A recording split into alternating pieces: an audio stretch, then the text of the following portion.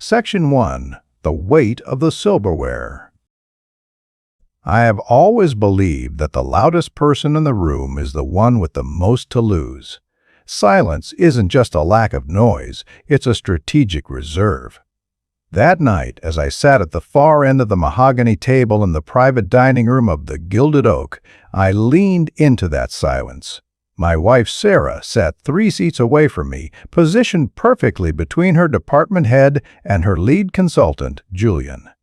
The lighting was dimmed to a prestigious amber, the kind of glow that makes expensive wine look like liquid gold and makes people feel more important than their bank statements suggest. Sarah didn't look at me. She hadn't looked at me since we checked our coats. She was glowing, but not for me. She was laughing at something Julian had whispered, a sharp, melodic sound that felt like a serrated blade against my skin.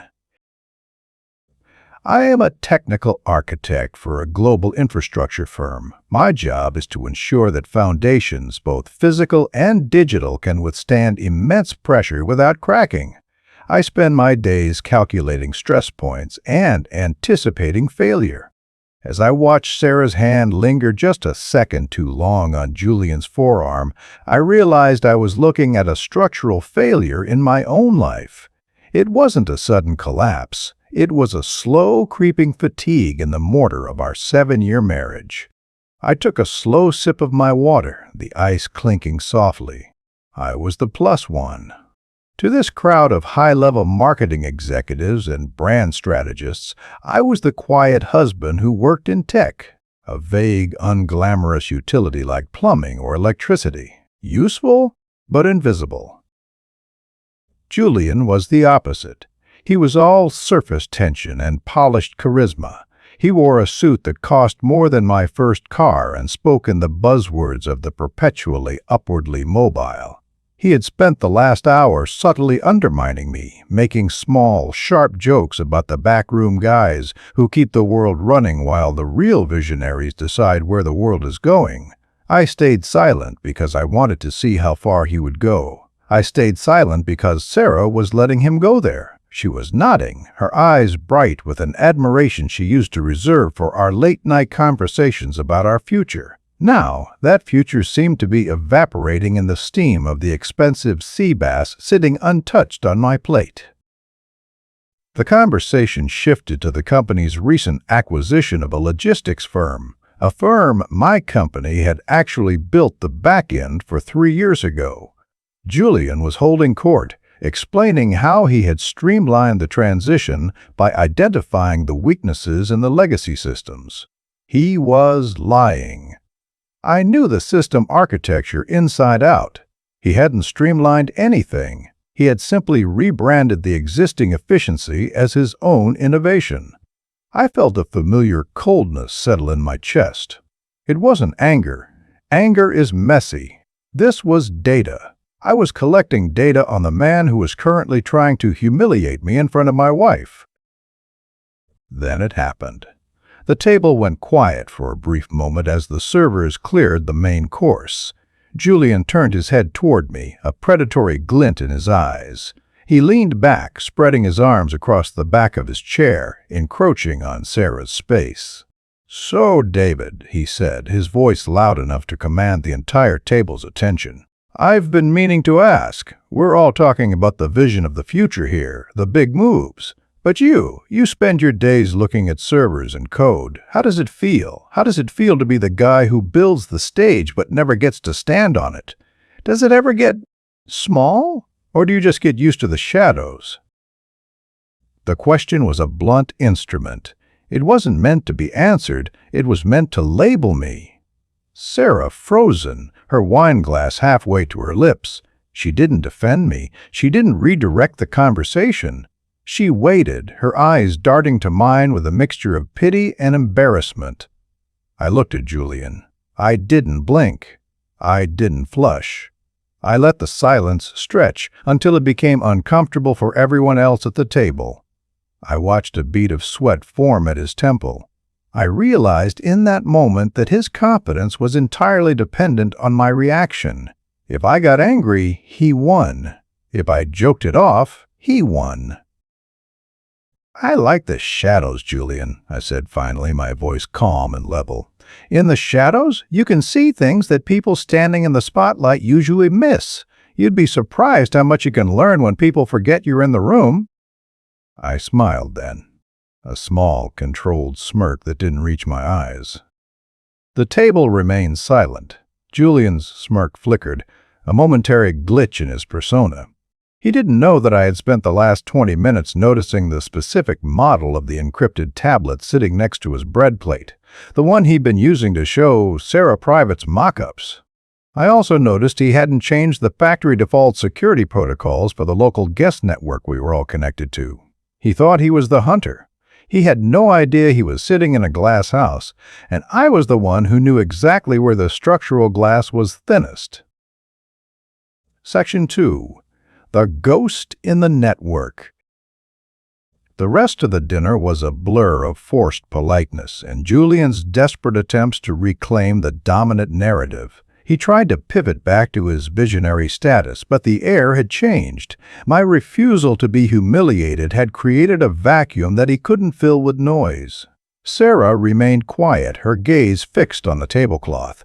I could feel her wanting to say something, perhaps to apologize, or perhaps to scold me for making it weird. I didn't give her the opening. I focused on the digital landscape that Julian had so carelessly left exposed. When we finally left the restaurant, the cold night air felt like a reset. In the car on the way home, the silence was heavy, pressurized. Sarah stared out the window at the passing city lights. "You didn't have to be so cryptic, David," she said, her voice thin. "Julian was just joking. He's a high performer. That's just how they talk in marketing." I kept my eyes on the road, my hands steady on the steering wheel. I wasn't being cryptic, Sarah. I wasn't being cryptic, Sarah. I was being honest. And if that's how high performers talk, then they should be more careful about who they're talking to. She scoffed, a sound of genuine frustration. "He thinks you're boring. He thinks I'm held back. And honestly, tonight, you didn't do much to prove him wrong." The words stung, but I didn't let them penetrate. I realized then that Sarah wasn't just being swayed by Julian's charisma. She was starting to believe his assessment of our life. She saw my stability as stagnation. She saw my silence as a lack of ambition. She had no idea that while she was worrying about social standing, I was already 3 steps ahead of a problem she didn't even know existed. Once we got home, Sarah went straight to bed claiming a headache. I went to my home office. I didn't turn on the overhead lights. The glow of my 3 monitors was enough. I am not a vengeful man by nature, but I am a firm believer in consequences. If Julian wanted to play a game of status and power, he needed to understand the rules of the environment he was playing in. He had invited me into his world of visionary strategy, so I decided to take a closer look at his work. I accessed the firm's public-facing project portal, something I had helped audit months ago. Because Julian was a lead consultant, he had high-level access. But he also had a habit of being sloppy. I remembered the tablet at the dinner table. I remembered the way he typed his password while distracted by Sarah's laughter. It was a classic mistake, a pattern based on his own name and the current year. It took me less than 4 minutes to verify. As I scrolled through his active files, I wasn't looking for dirt in the traditional sense. I didn't need photos or scandalous emails. I was looking for the foundation. And what I found was a massive, gaping hole. Julian's revolutionary logistics transition wasn't just rebranded, it was failing. He had bypassed several critical security protocols to speed up the rollout, likely to impress the board before the end of the fiscal quarter. He had created a backdoor in the system that left the entire acquisitions data vulnerable. It wasn't a matter of if it would be discovered, but when. I leaned back in my chair, the blue light of the screen reflecting in my eyes. I could report this right now. I could call the CTO of the logistics firm, a man I'd had whiskey with on several occasions, and end Julian's career by morning. But that would be loud. That would be the revenge of a small man. Instead, I stayed silent. I watched. I saw that Sarah was listed as a co-signer on several of these transition reports. Julian wasn't just cutting corners, he was using Sarah's internal reputation as a shield. If the system crashed, she would go down with him. That was the moment I understood the true depth of the betrayal. It wasn't just a flirtation at a dinner table. Julian was actively jeopardizing my wife's career to fuel his own ascent, and she was too blinded by the spotlight to see it. I realized that saving her wouldn't be enough. She had to see the failure for herself. She had to see the visionary crumble under the weight of his own incompetence.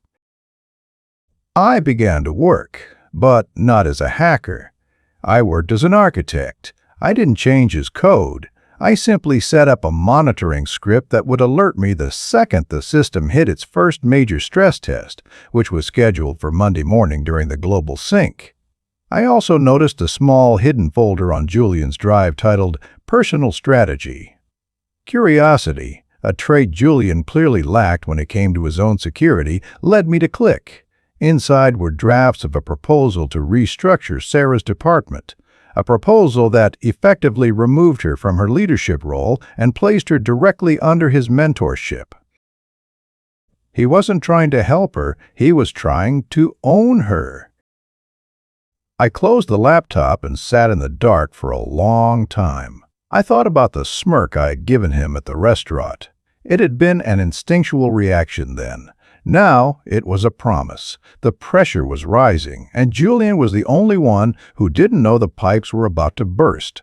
I went to the bedroom and watched the rhythmic rise and fall of Sarah's shoulders as she slept. She felt safe. She felt like she was on the winning team. Monday was 36 hours away. I wondered how Julian would look when the shadows he mocked finally started talking back. Section 3. The Monday Morning Sync. The weekend was a masterclass in atmospheric pressure. I moved through the house with a practiced, terrifying calm, playing the role of the boring husband to perfection. I made coffee, I mowed the lawn, and I listened to Sarah talk on the phone with her friends about how intense and brilliant the new direction at the office was. She treated me like a piece of furniture, reliable, stationary, and entirely beneath her notice. She had no idea that I was currently the only person standing between her and professional ruin. Monday morning arrived with the gray, sterile light of a corporate execution. Sarah was dressed in her power suit, a sharp charcoal blazer that she wore when she expected to win. She was nervous, though she tried to hide it behind a flurry of emails and aggressive espresso sipping. "Big day?" I asked, leaning against the kitchen island. "The biggest," she said, not looking up from her phone. "Julian is presenting the final integration phase to the board. If this goes through, everything changes. I might finally get that VP title he's been pushing for." "I hope it's everything you've worked for," I said. It wasn't a lie. I did hope she got exactly what her choices had earned her. She left without saying goodbye. I waited 10 minutes, then went to my office. The global sync was scheduled for 9:00 a.m. At 8:55, my monitoring script turned green. I had a remote view of the server traffic for the logistics firm. Julian's streamlined architecture was about to handle its first real-world load, 10,000 simultaneous requests from the European distribution centers. I logged into the meeting as a silent observer. In a company of that size, there are always dozens of anonymous technical accounts dialed in to monitor stability. No one questioned Tech Monitor 04. I saw the gallery view. Julian was at the head of the conference room table, his tie perfectly knotted, his smile radiant. Sarah was sitting to his right, looking at him with a mixture of pride and something that looked dangerously like love. "We've eliminated the redundancies," Julian was saying, his voice projected with the confidence of a man who believes he's untouchable. "The legacy architecture was holding us back, dragging our response times into the dirt. My new protocol creates a direct path, bypassing the old safety bottlenecks David's firm insisted on. He actually used my company's name. He used it as a synonym for obsolete. I watched the data stream on my second monitor. The traffic was spiking. 12,000 requests, 15,000. The bottlenecks Julian had removed were actually load balancers designed to prevent buffer overflows. Without them, the system was essentially a funnel with no bottom. I realized then that Julian hadn't just been sloppy, he was arrogant. He assumed that because he understood the concept of the system, the reality of the physics would simply obey him. That was the moment I understood he was a dead man walking. He just hadn't felt the bullet yet. "In 10 seconds, Julian said, looking at the board members, "I'll activate the final handshake, and we will see a 40% increase in throughput." I stayed silent. I didn't intervene. I watched as he clicked the mouse. The screen on the conference room wall flickered. The data visualization, which should have turned a bright, healthy green, suddenly began to stutter. A red warning box appeared in the corner. Then another. Julian's smile didn't falter at first. It just became frozen, a wax mask melting under the heat of a failing server. "Just a minor handshake delay," Julian muttered, his fingers flying across his keyboard. It wasn't a delay. It was a cascade failure.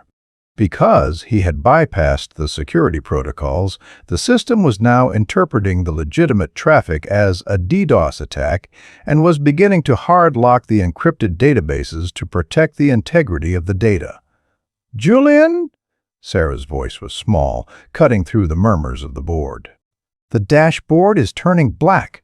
"I've got it, Sarah. Just stay in your lane," Julian snapped. The mask had slipped. The charming visionary was gone, replaced by a panicked man who realized his house of cards was caught in a gale. I watched the board members. Their faces shifted from curiosity to concern to cold corporate fury.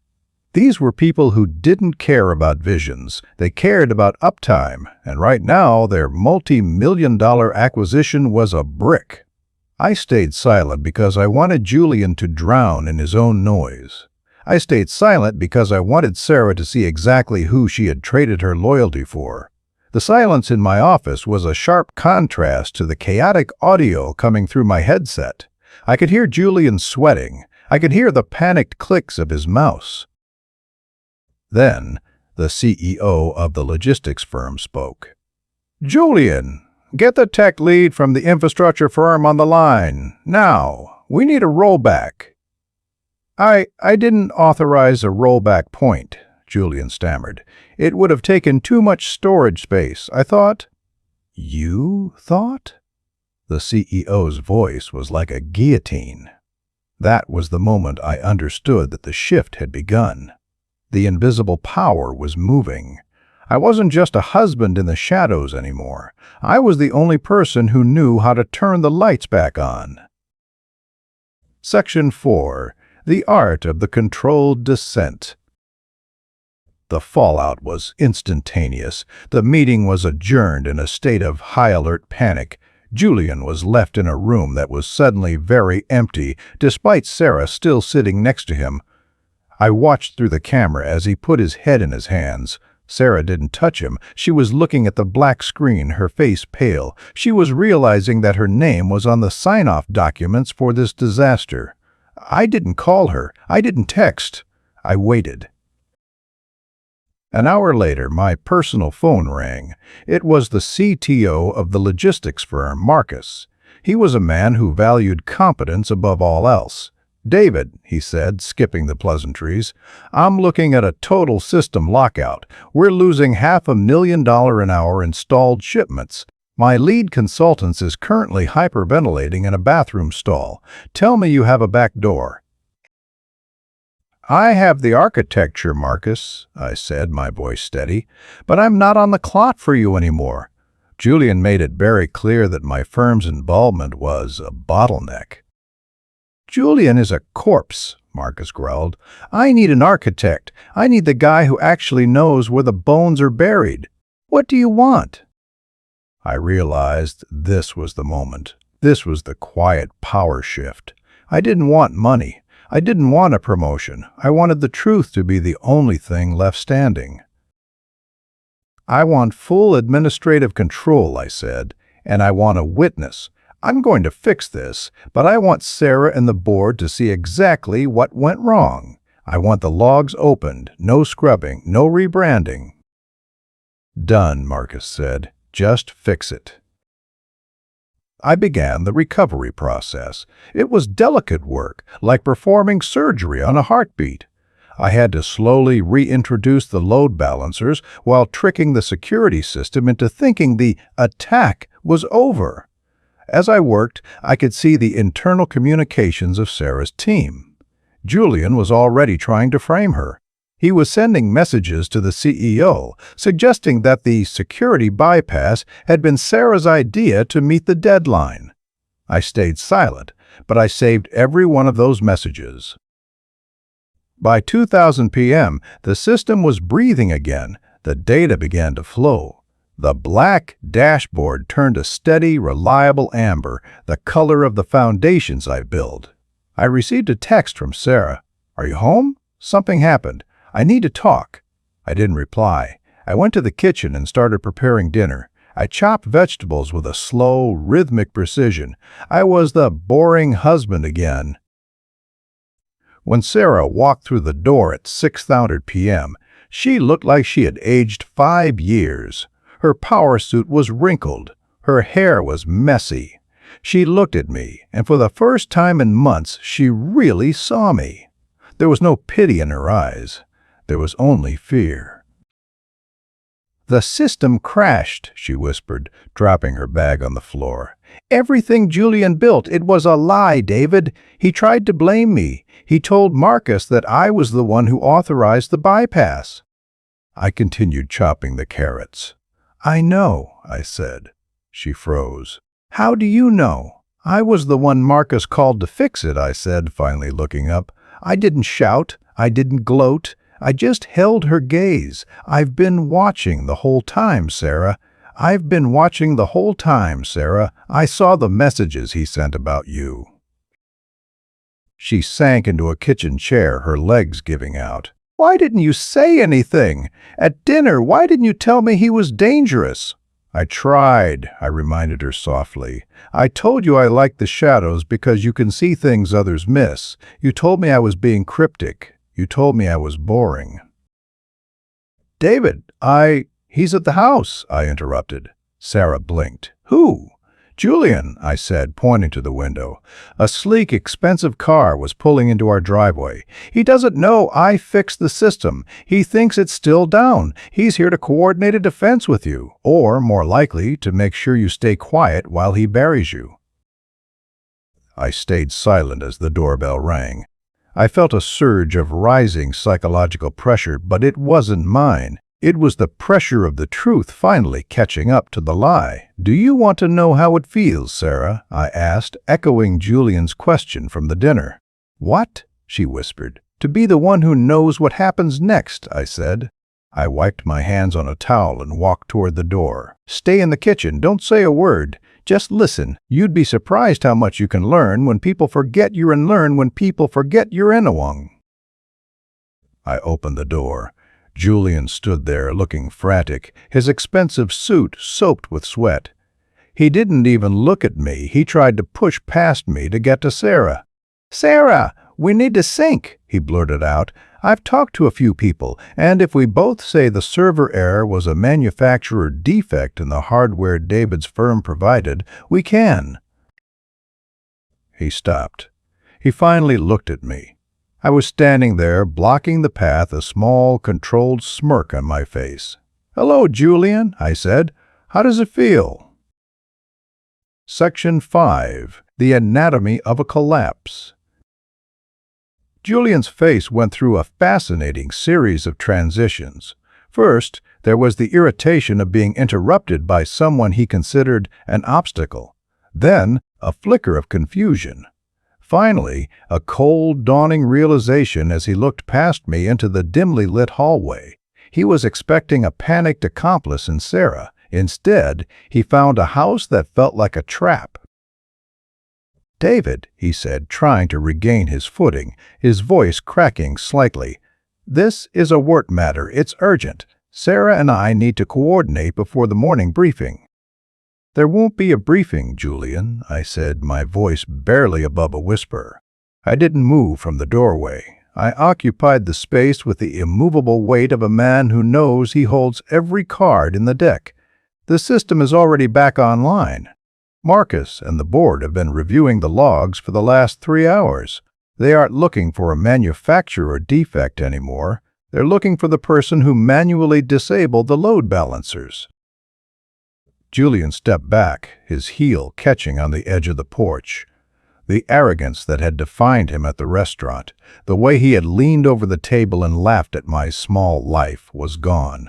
In its place was a raw, naked terror. You fixed it. How? You don't have access to those protocols." "I built those protocols," I reminded him.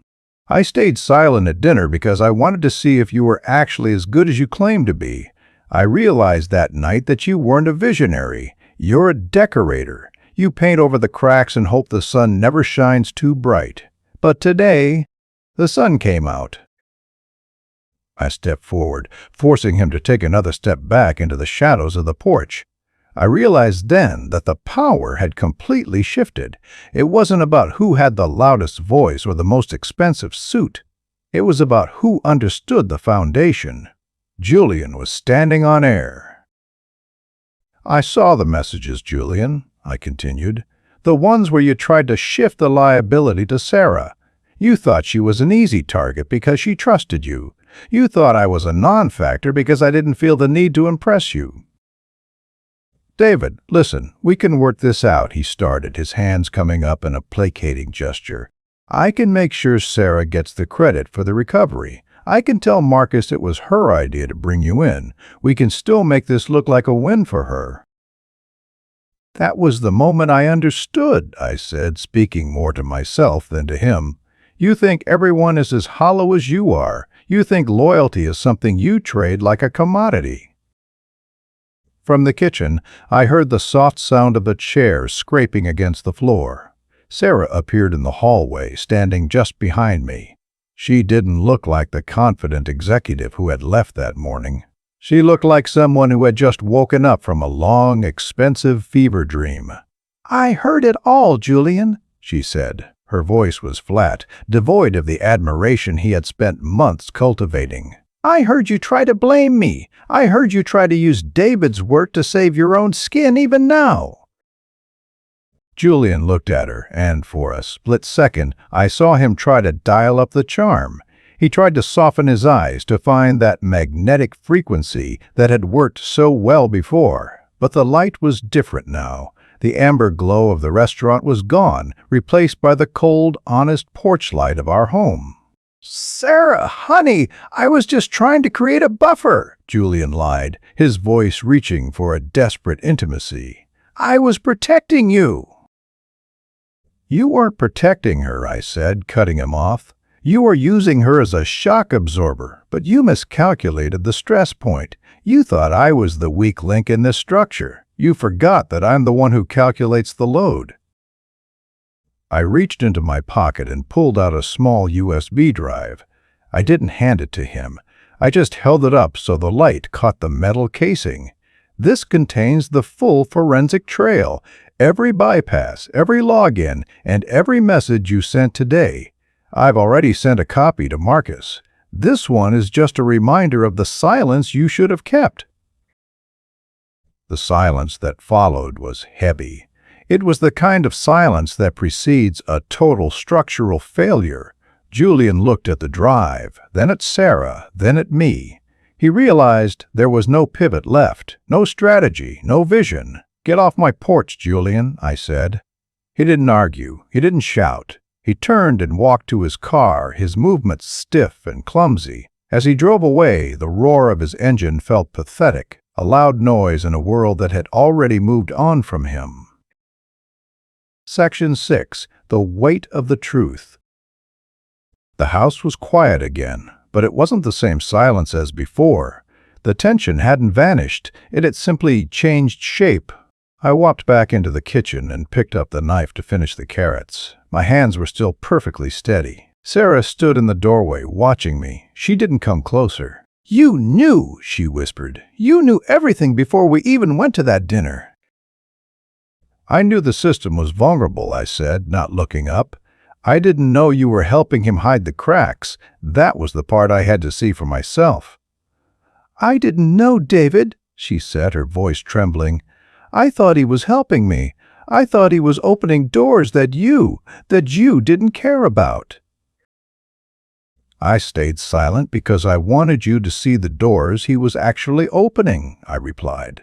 I put the knife down and turned to face her. "He wasn't opening doors for you, Sarah. He was building a cage and telling you it was a penthouse, and you were so happy with the view that you didn't notice the bars." The psychological pressure in the room was suffocating. This was the moment where the betrayal was confirmed, not just by Julian's actions, but by her own choices. I realized that the humiliation I felt at the dinner table wasn't because of Julian's jokes. It was because the woman I loved had sat there and let a stranger treat me like a footnote in her more important life. "What happens now?" she asked. "Now," I said, "the consequences unfold. Marcus called me back 10 minutes before you got home. Julian's contract has been terminated for cause. The board is initiating a full audit of his last 3 years. They're also looking at the co-signers on his reports." Sarah's face went white.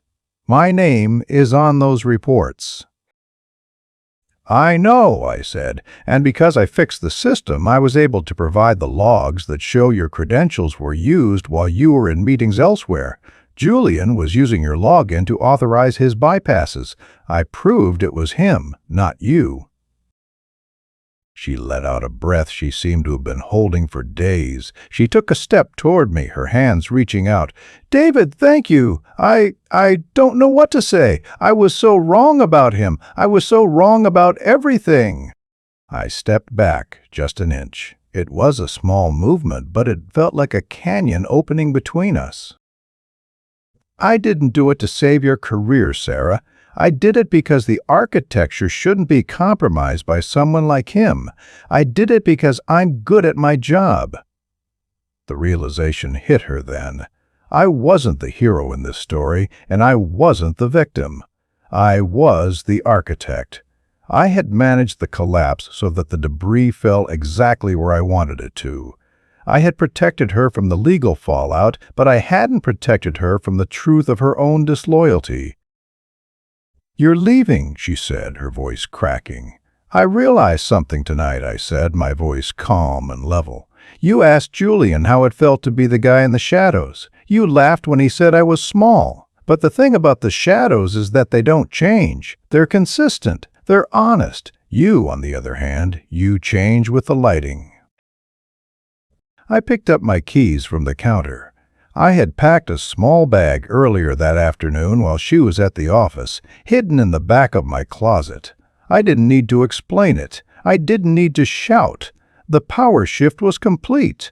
I was no longer the plus ones in her world. I was the one who had decided the world wasn't worth standing in anymore. "David, please," she said, tears finally spilling over. "We can fix this. We can build something else." "A foundation built on a failure is just a countdown to the next collapse, Sarah," I said. "I've spent my life studying stress points. I know when a structure can't be saved." I walked toward the door. I stayed silent as she followed me, pleading, apologizing, trying to find that melodic tone that had always worked on me before. But I wasn't listening to the noise anymore. I was listening to the silence of a clean break. As I reached the front door, I stopped and looked back at her one last time. She looked small. For the first time, she was the one standing in the shadows, and I was the one moving into the light of a future I had designed myself. I hope the VP title was worth it, I said softly. I stepped out into the night and closed the door. The click of the lock was the most satisfying sound I had heard in years. It was quiet. It was precise. It was final. I walked to my car, the cool air filling my lungs.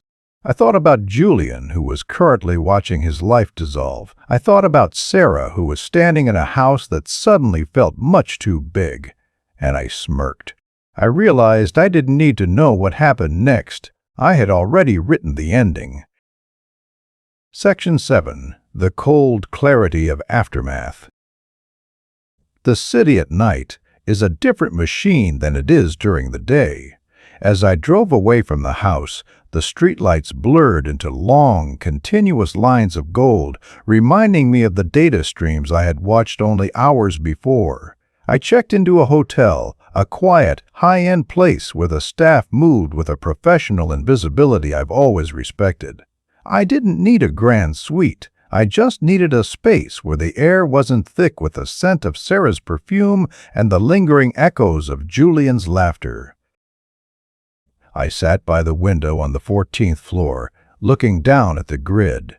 From up here, everything looks like a circuit board.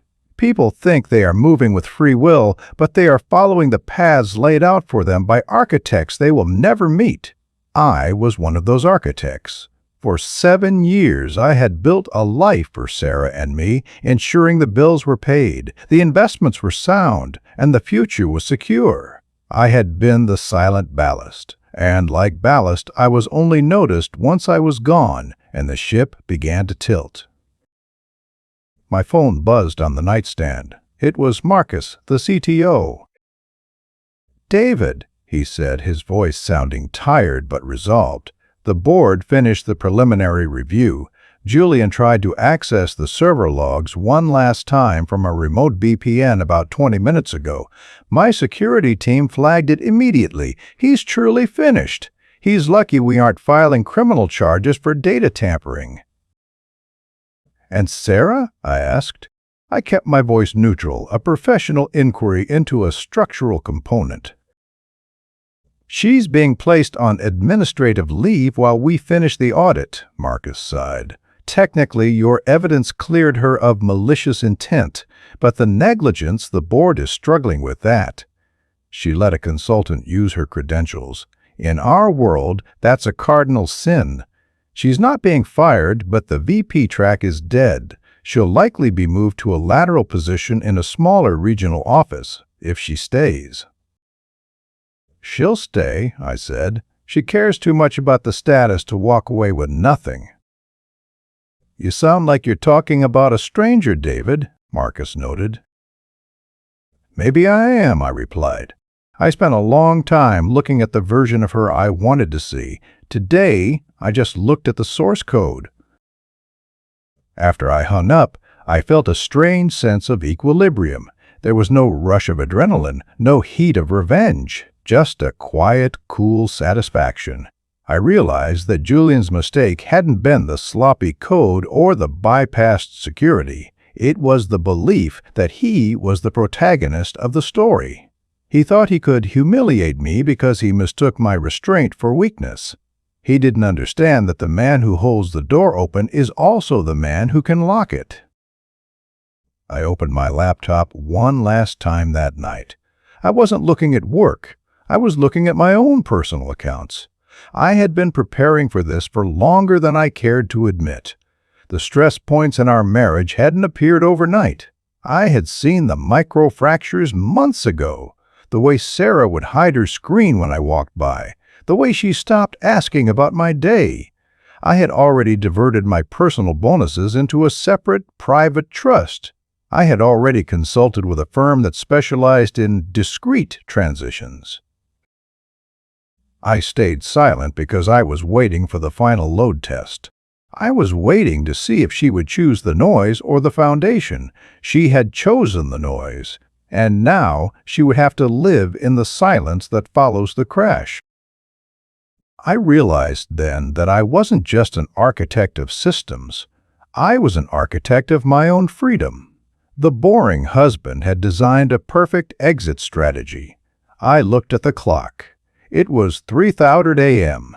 In the morning, Julian would wake up to an empty inbox and a legal notice.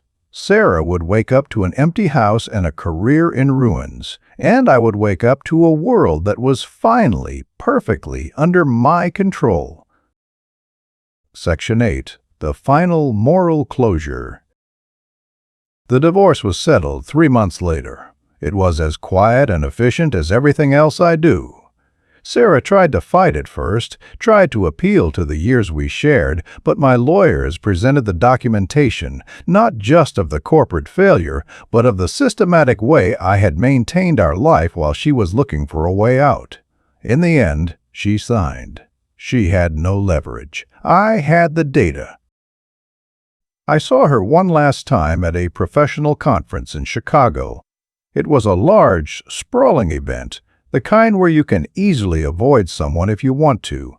But I didn't avoid her. I stood in the back of the auditorium during a keynote on the future of integrity in leadership. She was there, sitting in the middle of the crowd. She wasn't at the head of the table anymore. She looked tired, her movements lacking the sharp, aggressive confidence she'd had in her charcoal power suit. She was a regional manager now, just another face in a sea of middle management. She looked like she was surviving, but she no longer looked like she was winning. I saw Julian too, not in person.